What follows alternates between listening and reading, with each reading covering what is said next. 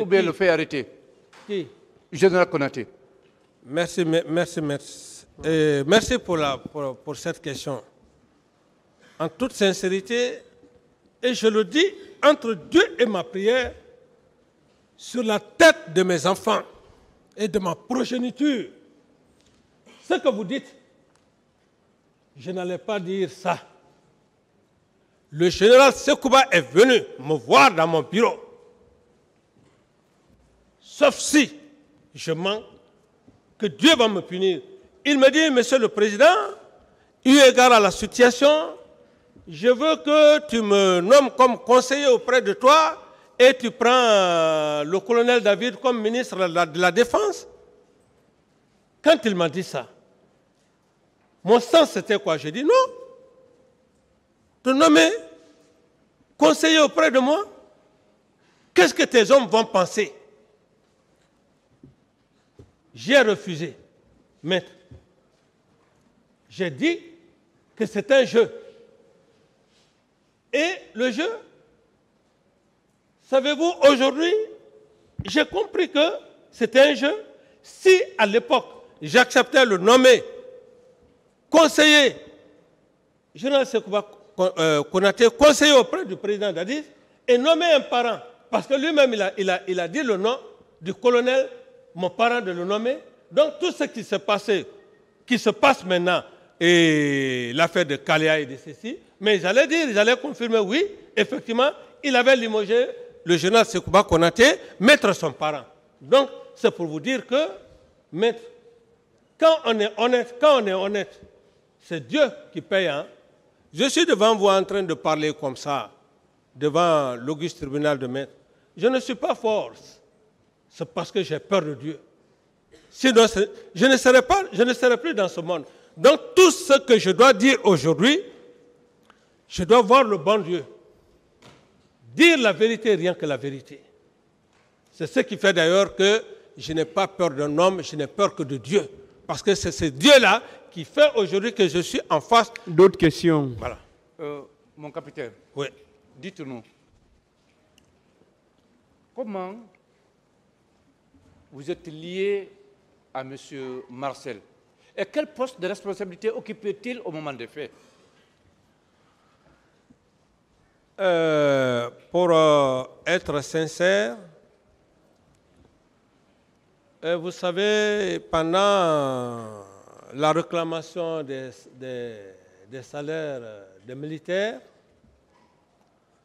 le camp Al-Faya étant le camp Al-Faya à l'époque, et quand ces jeunes-là se déplaçaient pour venir au camp Samori, c'est ce jour que j'ai aperçu Marcel dans les tirs. J'y avançais et je suis allé leur calmer. Et quand je les ai calmés, ils sont repartis au camp Al-Faya. Plus tard, et les mêmes choses ont commencé, comme d'ailleurs les leaders le faisaient, bulletin rouge et ainsi de suite. Alors plus tard, ces jeunes ont commencé à me rendre visite au camp Samori. Et la particularité de nos relations, comme je vous le dis, ça ne dépend pas de moi, ça c'est dans toutes les coutumes. Chez nous, nous les considérons comme des neveux, ils nous considèrent comme des oncles. Ça, c'est depuis les aïeux. Voilà un peu la relation qui nous lie. Et quand peut-être les gens apprennent le neveu de Dadi, c'est comme si c'était l'enfant à ma soeur. Non. Tous les Thomas, dans les règles de l'art, dans les règles coutumières, sont mes neveux, sont mes nièces. Et je suis leur oncle. Donc on n'a pas besoin de chercher de midi à 14. C'est comme ça chez nous, notre coutume. Voilà un peu la singularité. D'accord. Maintenant, il occupait quel poste de responsabilité?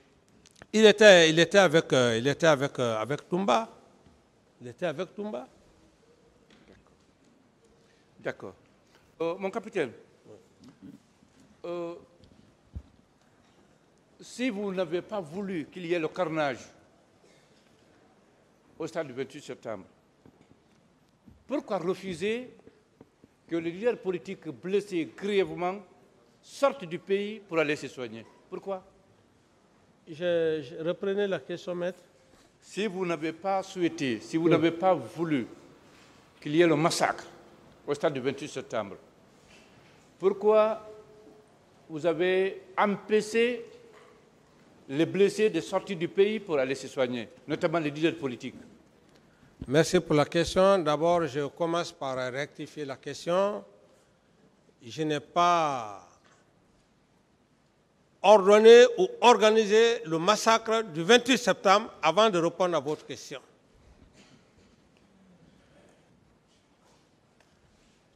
Le cas des blessés des leaders que vous faites allusion, je pense que M. le procureur a bel et bien fait une lecture hier, et dans cette lecture, j'étais assis, j'attendais attentivement la conclusion.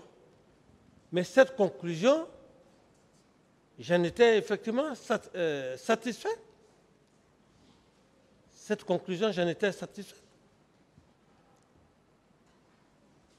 Pourquoi? Parce que M. le procureur a dit, après maintes tractations, que les leaders politiques sont venus me voir et j'ai donc donné l'accord, le feu vert à M. Elhadji Cellou Dalein qui devrait voyager. Donc, je pense que là, il n'y a pas de débat à ce niveau. J'ai fini avec le procureur hier, le procureur a été très clair, il a fait la lecture et j'ai dit à M. le procureur, nous sommes dans la même logique. Si le procureur disait hier que, à l'époque, le capitaine Dadis avait refusé, ça allait être autre chose. Mais si le procureur lui-même a dit que lorsque les religieux sont venus, j'ai donné mon accord, je pense que je n'ai plus d'autres détails à faire à ce niveau, maître. Mon capitaine, oui. Reconnaissez-vous avoir reçu l'intervention du président Abdoulaye Wade du Sénégal, de l'ambassadeur de France en Guinée à l'époque, du représentant des Nations Unies pour la sortie, pour que vous acceptiez que M. Cellou Dalein sorte? Vous le reconnaissez? Non. Ici, maître, je ne veux pas rentrer, c'est des grandes personnalités. Je ne vais pas donner des affirmations gratuites ici. Et maître Abdoulaye Wade, c'est un père à moi, je le respecte. Il ne faudrait pas que les gens fassent des allégations sur cette grande personnalité. Non. Non. Pour dire qu'il a fallu le président Wade pour que je puisse faire ceci, cela, il faut que les gens cessent. Les gens n'ont qu'à s'occuper des événements, des faits réels du 28 septembre. C'est ce qui est le plus important. Est-ce qu'il y a eu ça? Monsieur le Président? Est-ce qu'il y a eu ça? Il n'y a pas eu ça, Monsieur le Président. D'autres questions? Bien. Mon capitaine, en venant au pouvoir, vous aviez des ambitions nobles. Les Guinéens le reconnaissent. Surtout qu'à l'époque, il n'y a pas eu effusion de sang. Mais qui vous a fait changer cette décision d'organiser les élections au bout de 24 mois, restituer le pouvoir aux civils et partir dans les casernes? Qui vous a fait changer de décision, mon capitaine? Merci pour... parce que ce n'est pas toutes les questions qu'on peut... C'est une très belle question, parce que d'abord, la question en elle-même,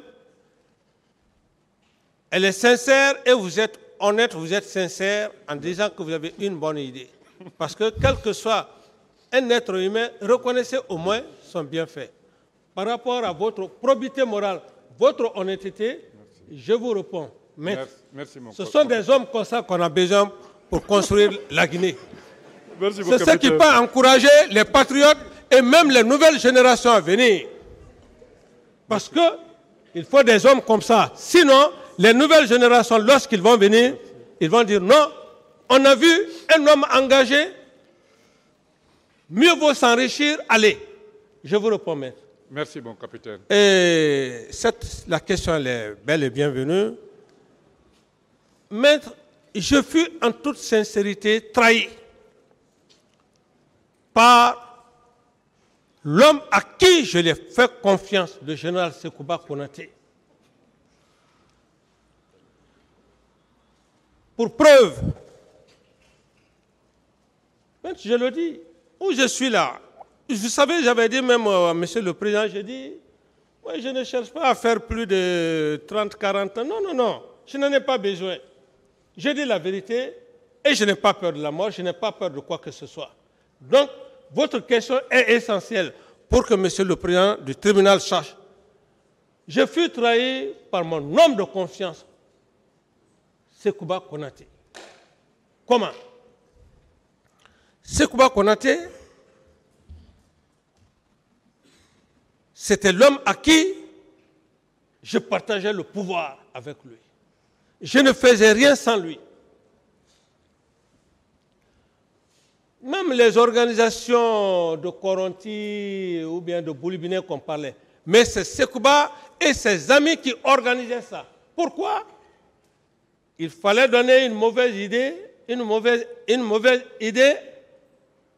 aux leaders politiques. Mais dans ce jeu, il était en connivence avec le professeur Alpha. Permettez-moi, maître, de vous expliquer. Alors, même lorsque dans les PV, même certains ont eu à dire que Dadis ou rien, c'était une forme que les leaders politiques et la société civile puissent me faire la guerre. Mais dans tout ça, c'est le professeur Alpha, expérimenté qu'il est, et comme je l'ai dit, une expérience méchante, et je réitère. Donc, Sekouba Konaté faisait le jeu. Il en a commencé même à Fria. Monsieur Camara. Il est parti à Fria. Monsieur Camara, est-ce Oui. que vous avez compris sa question? J'ai compris, il dit pourquoi j'ai changé. Répondez alors à la question. C'est par la trahison de Sekouba Konaté. Parce que Sekouba Konaté, il a fait croire à certains militants, à certains leaders, que Dadis veut aller aux élections. La preuve, il est parti à Fria avec le colonel Tebro pour un soi-disant préparatif de campagne. Alors, c'est ce que les leaders politiques ne comprennent pas, qu'il était en mèche avec Alpha, les autres se sont embobinés pour dire non, Dadis veut rester au pouvoir éternellement. Mais dites-moi, cependant, mon capitaine, les hommes qui ont initié, qui ont mûri, construit le mouvement Dadis doit rester, ces hommes-là étaient des hommes de Konaté ou bien du professeur Alpha Condé? Merci, merci. C'est ce que je vous dis. Je vous dis que l'armée a toujours été infiltrée, et je le dis et je réitère. Les mêmes éléments là travaillaient avec le professeur Alpha Condé pendant même que le feu général Lansana Conté encore était vivant. L'armée a toujours été infiltrée. Ce sont les mêmes éléments, la prise de pouvoir qui sont venus, et puisqu'on a pris le pouvoir, inexpérimenté que j'étais, c'était inexpérimenté que j'étais, permettez-moi, c'était les mêmes éléments qu'ils faisaient le machiavélisme sans que je ne m'y rende compte. Moi, à mon entendement, c'était des hommes sincères, honnêtes avec moi. Cependant, ils travaillaient, comme dirais-je, pour le professeur Alpha Condé et Sekouba Konaté. Est-ce que vous pouvez nous donner le nom de ces personnes qui ont initié et formé ce mouvement Dadis doit rester? Non, je pense que quand vous allez voir passer à certains déjà, je crois ils ont. Moi, je ne donnerai pas, je ne cherche pas, comment dirais-je, à dire le nom de qui que ce soit. Je suis là, c'est ma personne. Je suis là pour effectivement me défendre devant le président du tribunal. Donc, je ne cite le nom de personne. Mais les gens que je cite, c'est que j'ai les preuves avec moi, comme le cas. Est-ce que si on vous en donne, vous pouvez les reconnaître? Vous dites? Si on vous en donne, vous pouvez les reconnaître si on vous donne le nom de ces personnes qui ont formé le mouvement Dadis doit rester. Moi, peut-être que je peux les reconnaître physiquement. Physiquement, vous pouvez à travers leur nom. Bon, ça dépend. D'accord. Donc allons-y, on va aller. Monsieur Tibou Kamara. Non, Monsieur Tibou Kamara, en toute sincérité, je ne dis pas sa relation avec Sekouba, mais Dadis doit rester, Dadis ou rien. Ok. Ça, je ne peux pas mentir sur lui. On continue. Monsieur Moussa Keita. Eh bien, ça c'est... Et qu'est-ce qu'il a dit dans... Non, Agere Corée. Ah, bon, voilà, bon, c'est ça. Parce que le terme, voilà. c'est ce terme-là qui a fait que toute la population guinéenne s'est soulevée contre moi, les forces vives. Une forme de propagandiste. Dadis ou la mort. Voilà. Il est allé à Agere Corée pour le dire. Alors donc, c'est pour dire que vraiment j'étais dans une situation, c'est le seul Dieu qui m'a sauvé, hein, maître. Hein? On fait semblant de vous aimer, mais au fond, ce n'est pas ça. Hein? Et donc, ces propos ont directement agi sur ma personne. Voilà. Ça a créé, comme on dirait, beaucoup de situations. Donc, on retient M. Moussa Keita. Ensuite, bon, Tibou, vous avez dit oui ou non, vous êtes dans l'incertitude. Bien. Parce que là, je n'ai pas la certitude par rapport à... Il y a des termes, quand on dit des termes, ce sont des termes qui sont graves. OK. Monsieur Papakoli. Bon, Monsieur Papakoli, bon, c'est un frère. À quelque part, bon, ça c'est purement familial. D'accord. C'est purement familial. Monsieur mais son attitude, lorsqu'il a voyagé avec Sekouba, je n'étais pas content. Voilà. En toute sincérité, je n'étais pas content. Et je n'ai jamais échangé avec lui jusqu'à date d'aujourd'hui. Mais je n'étais pas content parce que Sekouba l'a pris pour l'utiliser. D'accord. On continue. Monsieur Lai Junior Condé.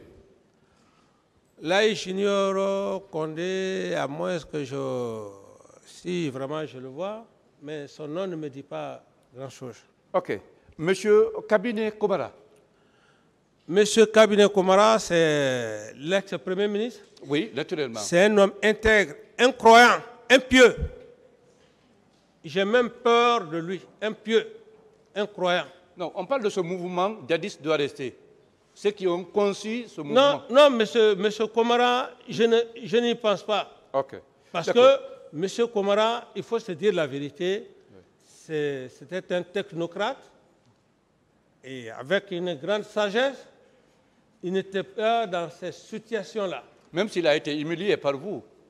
C'est pour ça que je dis, maître, c'est un grand homme. Et jusqu'à maintenant, on entretient des relations. Très bien. On continue.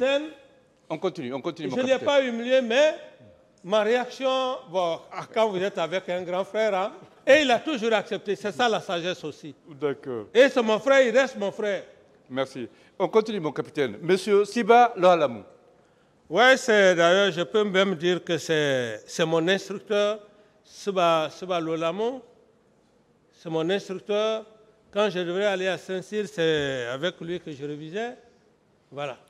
C'est mon ancien en même temps. Oui, mais il faisait partie de ceux qui ont conçu ce mouvement. Dadis doit rester. Bon, et peut-être si il le faisait, je ne l'ai pas vu flagramment. Parce qu'il y en a tant d'autres en ont fait, mais qui n'ont même pas leur liste ici. D'accord.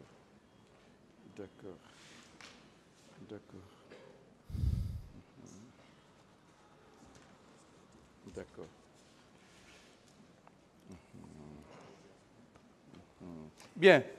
Mon capitaine, à l'instant, on va parler de cette fille adoptive du feu général Lansana Conté, Aïcha, que vous avez connue ou dont vous avez entendu parler Aïcha, Oui. qui a été violée par les hommes que vous avez envoyés.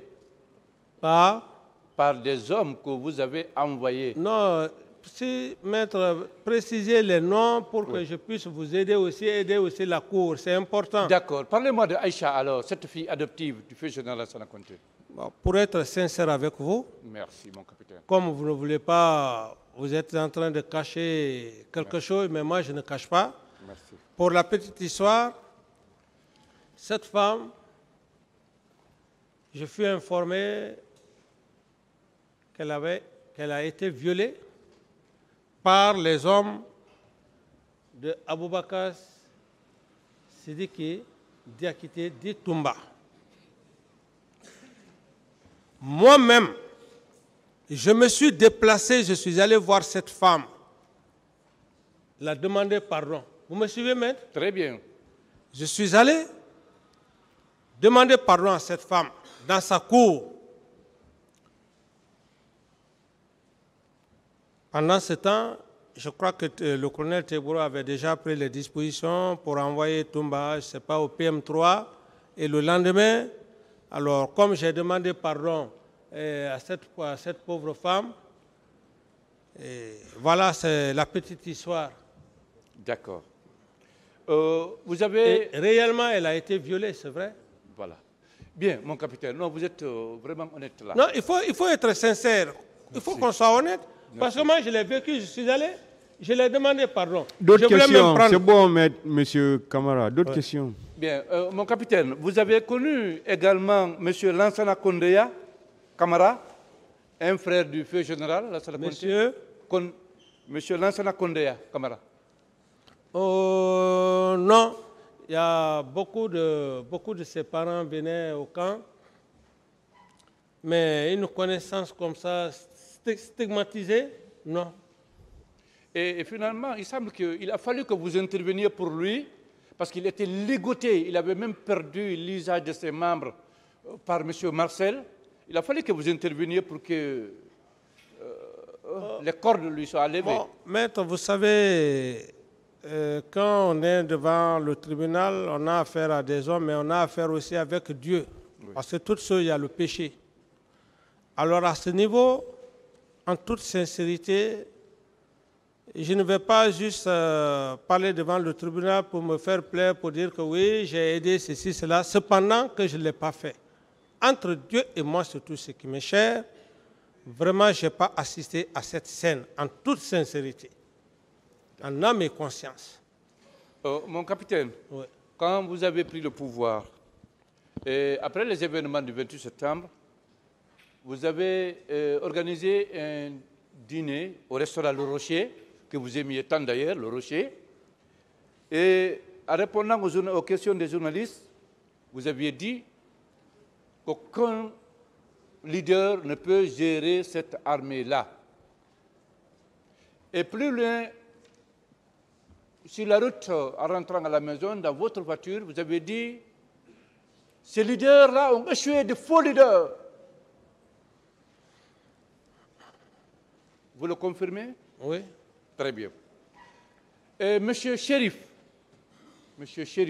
votre conseiller personnel, vous vous souvenez de lui? Bien sûr. Très bien. Il avait minimisé la mémoire, saboté la mémoire des victimes en disant que je ne sais pas pourquoi les Nations Unies, 10 morts, 20 morts, 200 morts peuvent avoir lieu au Sénégal, en Côte d'Ivoire, ici en Guinée, même si c'est 3 personnes qui tombent.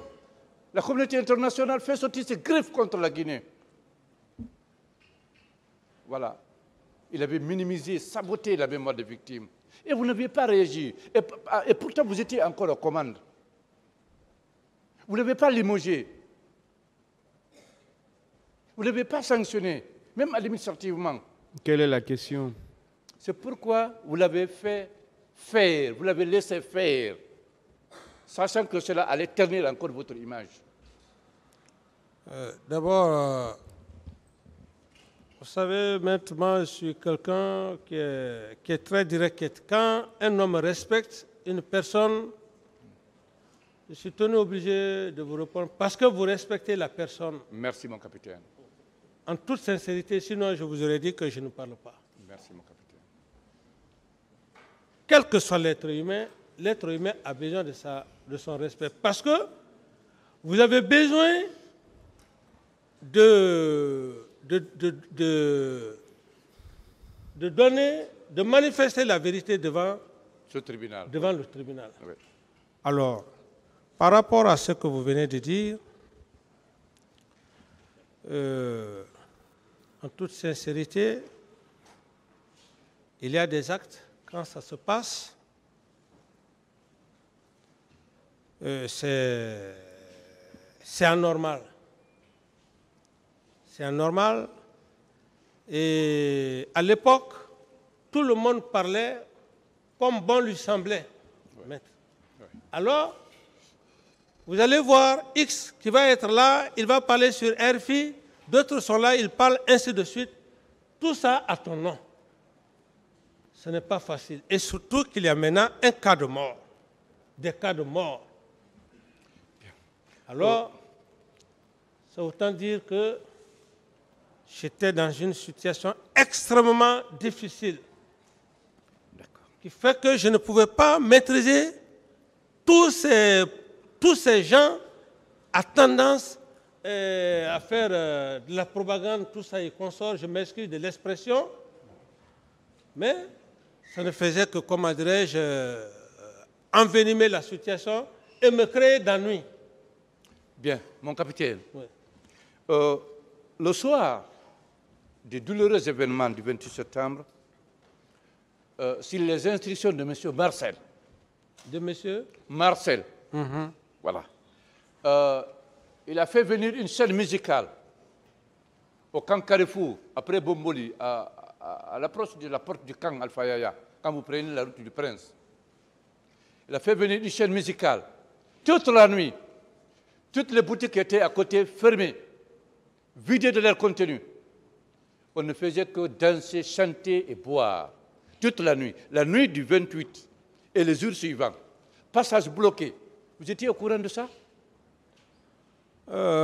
Maître, je n'étais au courant de rien. Vous savez aussi, c'est comme, je prends juste un exemple. On est tous des pères de famille. Parce que l'armée, la façon dont elle est constituée, c'est comme une famille.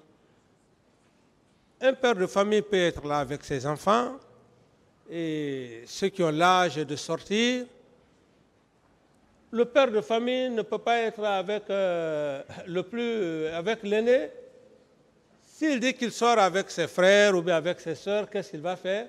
C'est un peu comme ça. Oui. Alors, donc, à ce niveau, vraiment, je ne pouvais pas suivre tous ces mouvements. Tout à fait. Je reviens sur une question que je vous ai déjà posée, mais que vous avez oublié certainement de répondre, mon capitaine.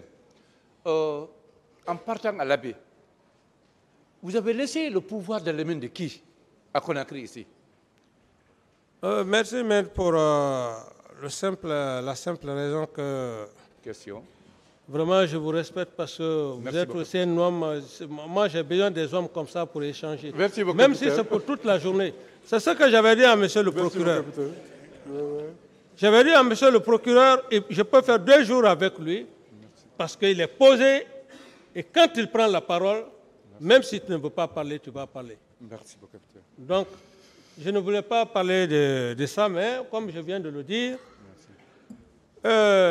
maître, ici, quand un chef d'État voyage, il ne dit pas nommément tel, tu as la situation. Oui. Non, ça ne se fait pas comme ça. Le chef d'état-major général des armées, qui avait déjà donné des instructions, des consignes, alors, le chef d'état-major, lorsque vous êtes avec le ministre de la Défense, c'est le chef d'état-major général des armées qui a le contrôle.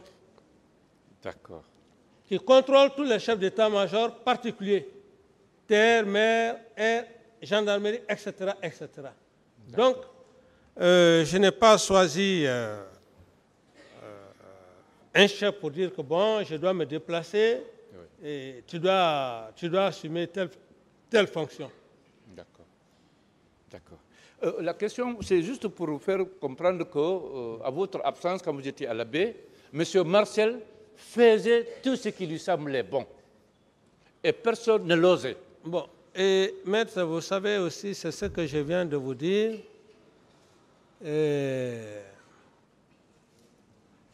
L'homme lui-même ne peut pas dire absolument à 100% qu'il peut avoir la maîtrise de son propre enfant.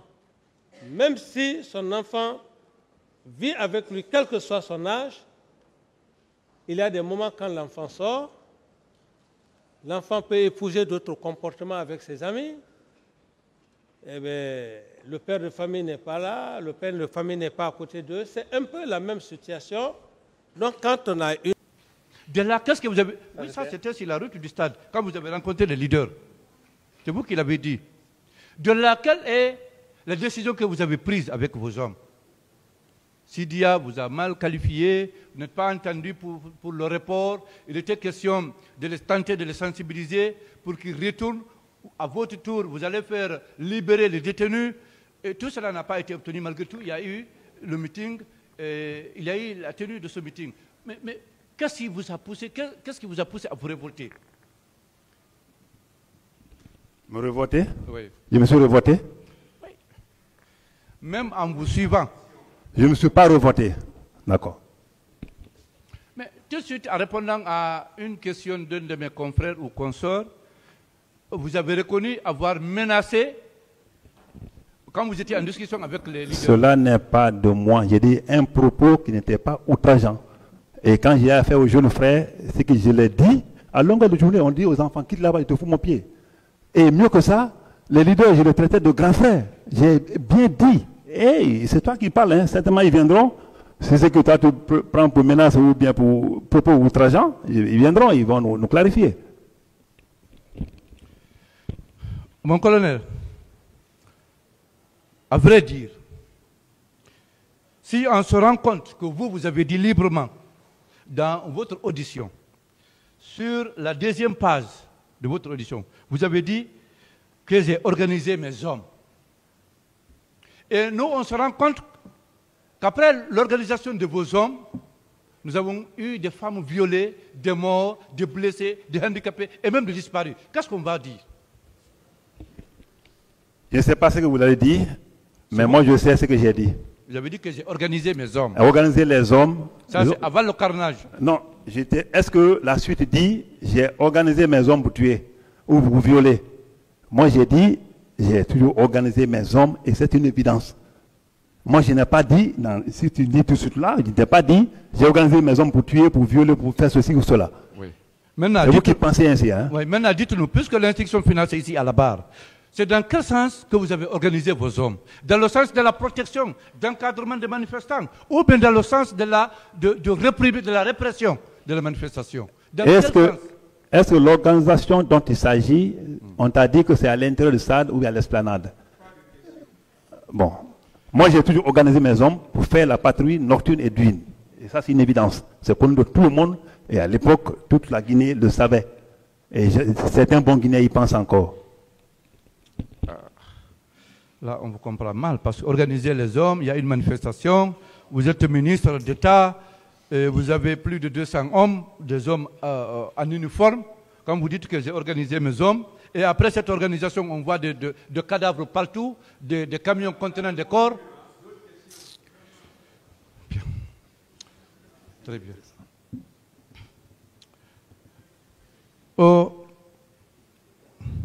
Mon colonel, vous avez dit, toujours dans votre audition,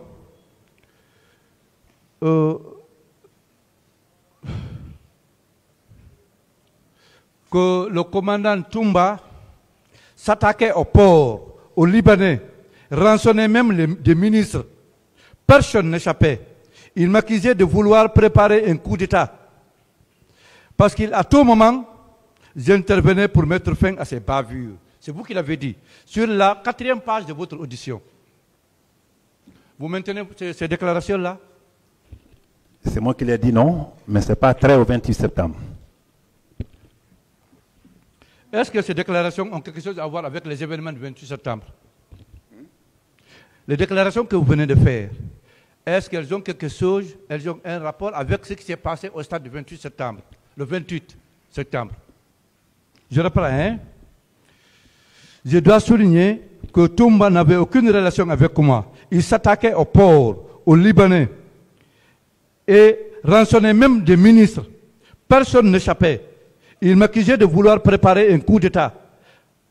Parce qu'à tout moment, j'intervenais pour mettre fin à ces bavures. Donc vous étiez le seul capable à mettre fin aux bavures du commandant Toumba. Vous étiez le seul.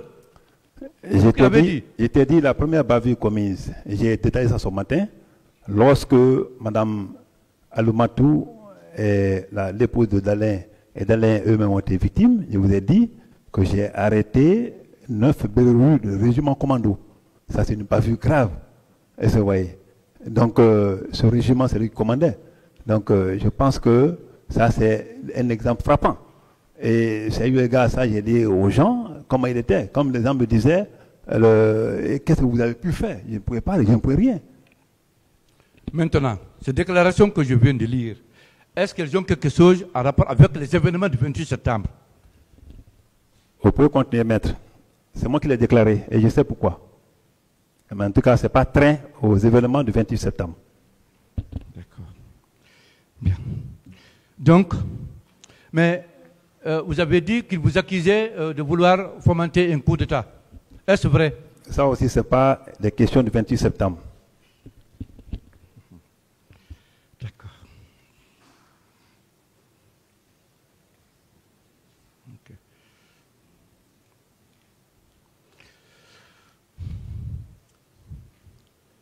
Bien. Dites-nous, mon colonel, qu'est-ce que vous, personnellement, avec vos hommes, qu'est-ce que vous avez fait quand le président Moussa Dadis, l'homme fort d'hier au temps du CNDD, quand il a dit le pouvoir est dans les rues, pour la préservation, la conservation, la récupération de ce pouvoir, qu'est-ce que vous avez fait, honnêtement? Ce n'est pas moi qui a posé cette question, et je n'étais pas là quand il déclarait ça, il a déclaré. Et je ne crois pas. À moins que les preuves soient là. Alors, pour empêcher qu'il y ait la tenue du meeting au stade du 28 septembre, qu'est-ce que vous avez fait pour empêcher? Parce que vous étiez parti pour empêcher la tenue du meeting. Ça, tout le monde, tous les Guinéens le savaient. Je ne reviens pas sur ça, je l'ai tantôt dit. Mais vous n'avez pas répondu spécifiquement à cette question. Si, je t'ai répondu. Qu'est-ce que vous avez fait pour empêcher la tenue du meeting? Parce que vous étiez parti dans le souci d'empêcher, de sensibiliser les leaders pour qu'ils procèdent à un report, pour ne pas qu'il y ait la tenue du meeting ce jour-là. Vous étiez là dans cet objectif. Malheureusement, vous avez échoué. Il y a eu le meeting et il y a eu le carnage. Qu'est-ce que vous aviez fait personnellement pour empêcher, pour tenter d'empêcher la tenue du meeting? Qu'est-ce que je pouvais faire pour empêcher? Je pense qu'on s'est compris. Je t'ai bien dit qu'on s'est compris, les leaders et moi, hein, on s'est compris. Et quand on s'est compris, je pense que les rôles ont été bien édifiés. Et je viens de le dire tantôt. Je ne sais pas si je peux parler maintenant en cognaqué. Sinon, si c'est le français, je pense que le mot là est revenu une fois et je l'ai répondu une fois. Donc, pour vous dire simplement que j'ai joué simplement ce rôle de sensibilisation. Je pense qu'on s'est compris au finish. Ok. En répondant à une de mes premières questions, mon colonel, vous avez dit que c'est vrai. Étant ministre d'État à l'époque, aucun événement majeur ne pouvait se passer à Conakry sans que vous ne soyez au courant. Vous l'avez dit. Ceci dit, est-ce que vous pouvez nous dire... Monsieur le Président, je pense qu'il ne peut pas parler par affirmation. C'est des questions à me poser. Ou s'il y a des passages qu'il n'a pas compris. C'est bon moment de me revenir sur le passage, je vais l'éclaircir. Mais, oui, mais il a dit, vous l'avez dit. Moi, je n'ai pas dit. Il ne faut pas continuer à vanter. D'accord. Alors, je vais reposer autrement la question. Puisque vous étiez un ministre d'État à l'époque, au moment des faits, vous aviez une mission importante. Vous étiez proche du président. Est-ce que vous pouvez accepter avec moi, vous pouvez convenir avec moi, qu'aucun événement majeur ne pouvait se passer à Conakry ou en Guinée sans que vous ne soyez au courant? Est-ce que vous pouvez l'accepter? Vous pouvez le confirmer? Je ne peux pas le confirmer car je n'avais pas ce moyen-là. pour que je sois au four et au moulin à la fois, pour que les événements qui se passent au nord et au sud, que je sois informé. Ok, mon colonel, qui a donné l'ordre à une société de prêter ses camions pour aller ramasser les corps? Je n'en sais rien car je n'y étais pas. Est-ce que vous pouvez, étant ministre d'État à l'époque, nous indiquer où se trouve le charnier, les fosses communes? Reprenez la question, s'il vous plaît. Est-ce que, étant ministre d'État à l'époque, l'homme fort, proche du président à l'époque? Arrêtez. Ah mais c'est clair, les Guinéens le savent. Tout le monde. Pour la Est-ce que question, vous pouvez laissez nous dire où se trouvent les fosses communes? Là où ont été ensevelis les corps, les personnes tombées au stade. Est-ce que vous pouvez nous indiquer où se trouvent ces lieux-là? Je tombe du nu. Je ne sais pas où se trouve ce charnier. Et c'est vous qui me l'apprend parce que dans ma déposition, je l'ai encore décliné. Que je ne sais pas où se trouve le charnier. Et personne à l'époque ne m'a parlé de charnier. Donc c'est une question qui est bienvenue, mais franchement, il n'y a pas de réponse. Dans les jours qui ont suivi les événements du 28, est-ce que vous vous êtes retrouvé avec le colonel Diaby, l'ex-ministre de la Santé? À mon sens, oui, le lendemain ou le surlendemain? Non. Avant comme après, le ministre Diaby et moi n'étaient pas liés. Donc, si quelqu'un l'a dit, qu'il vienne avec les preuves, je ne me suis jamais rencontré avec le ministre Diaby après l'événement, ou après les événements du 28 septembre.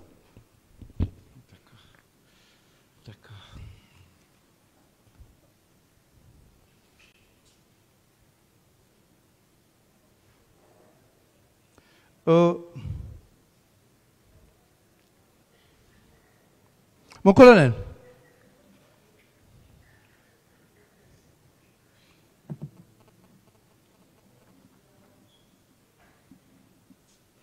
colonel, par rapport aux différents témoins ou différentes victimes qui ont dit qu'ils ont vu vos hommes administrer des coups, qu'est-ce que vous pouvez nous en dire? Bien sûr, maître, c'est bon. J'ai dit quelque part, qui se dit beau la nuit, le jour viendra. Nous sommes déjà devant le tribunal.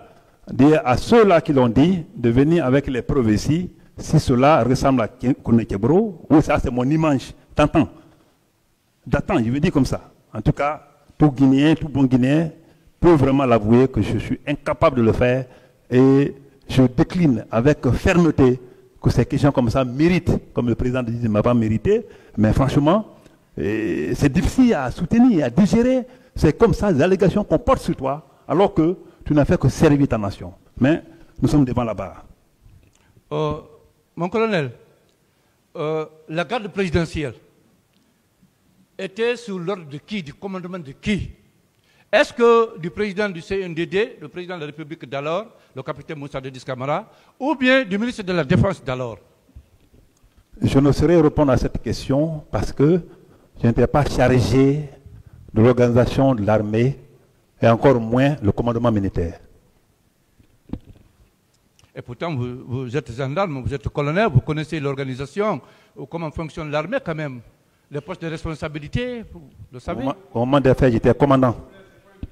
D'accord. D'accord. Au moment des faits, vous étiez commandant. Mais vous avez de lourdes responsabilités. Vous étiez ministre, un commandant ministre. D'accord.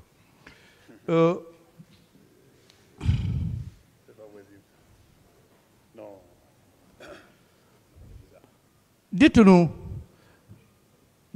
à quelle occasion vous-même vous avez perdu 3 de vos éléments lors d'une de vos interventions? À quelle occasion vous-même vous avez perdu 3 de vos éléments lors d'une de vos interventions?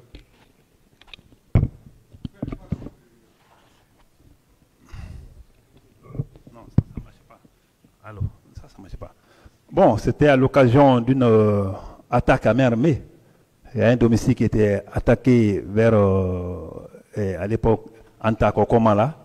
C'était à l'époque, c'était en début 2009. Donc ils sont partis, à but de secourir cette famille, et ils ont reçu des choses, mais pas à la fois le même jour. Et c'est lors des interventions que j'ai dit. Donc, ils ont perdu un élément, et il y a même un qui a eu les oreilles arrachées. Donc, lui, il est maintenant pour le moment au Maroc pour les coups. D'accord.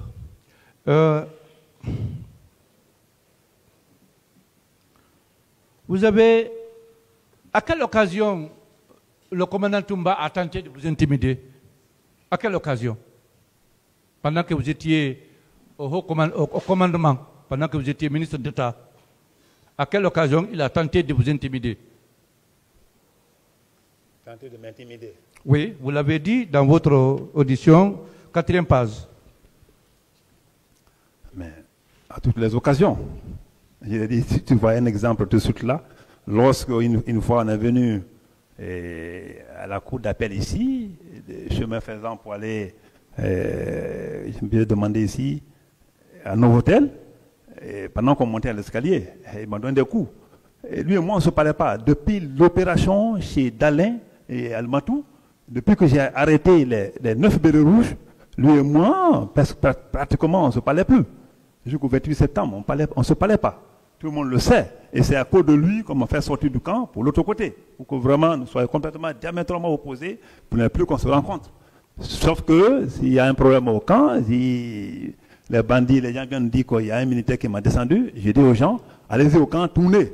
Si vous trouvez un véhicule là-bas, dites-moi, je vais aller chercher pour le mettre aux citoyens. Et je l'ai fait plusieurs fois. Certainement, les citoyens-là me regardent aujourd'hui. Comme ça ne leur concerne pas, certainement, ils vont le témoigner un jour. Vous avez également dit,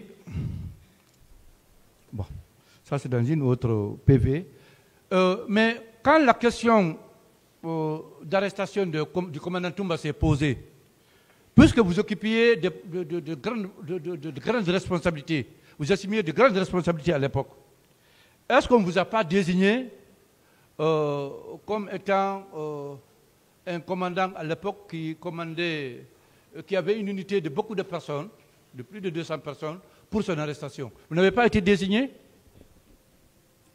Mon effectif là, par rapport à l'armée entière, ça ne fait pas 0,1%.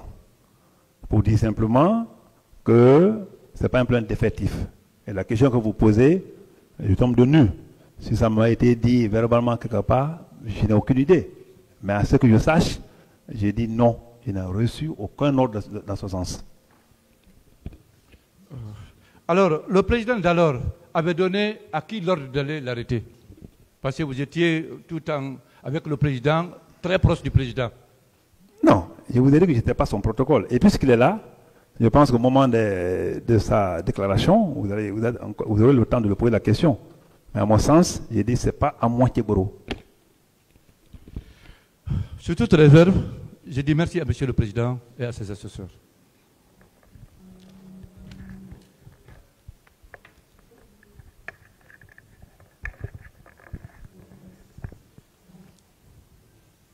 Merci, Monsieur le Président.